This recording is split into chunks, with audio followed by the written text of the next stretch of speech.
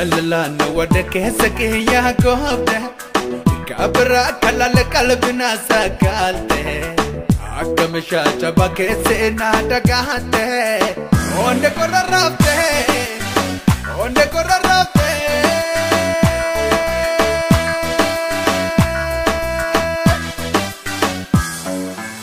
simbe ke yada ke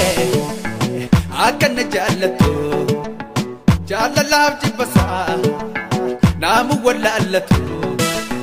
sakamu mata ta'arbu ki yadik dafed modrgeni akamu maani wayo akamu maani fayastu ko kotu fayastu ko kotu albon tawa se malajratu mimmi to se malajratu wayo se malajratu mimmi to se malajratu wayo jera chulba to baninga sujalo aako mana debe sera denela jeta ane morane koba at se kam kote beka me se jeba egaan akamata ho se disu murtina antahu egaan akamata ho se tabe wanamanta se disu murtina antahu se tabe wanamanta se disu murtina antahu se tabe wanamanta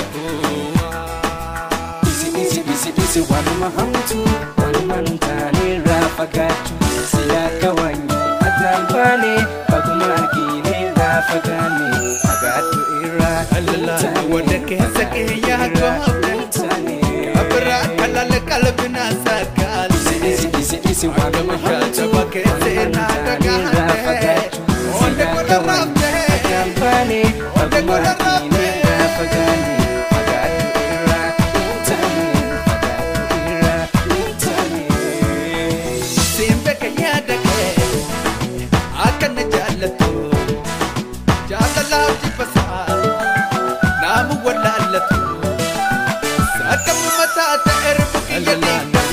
akamu maani abra kalal kalbina sakalte akamu chaba kese na dagate onde korarafte fayastu ko fayastu ko albon tawa se malajratu mimmi to se malajratu mimmi to se malajratu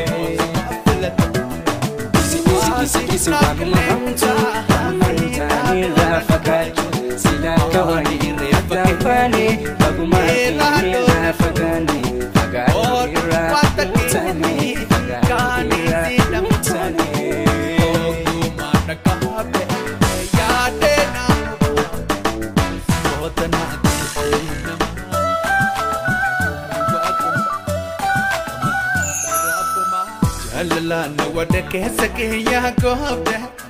kabra kalal kalbina sakalte akamisha chaba kese na dagate onde korarafte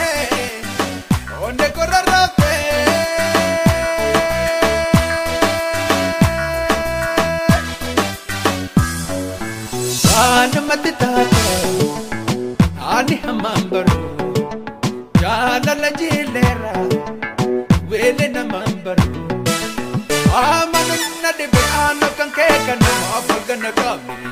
Akamumani wayo Akamumani